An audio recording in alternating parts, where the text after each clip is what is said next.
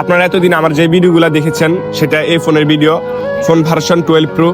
দুঃখজনক বিষয় হলো ফোনটা বিক্রি করে দিতে হচ্ছে। বিক্রি করে দেওয়ার কারণ, 1 বছর আগে বাইক অ্যাক্সিডেন্ট করেছিলাম, অপারেশন হয়েছে, ভিতরে আপনার রড যেটাকে বলা হয় এটা আছে।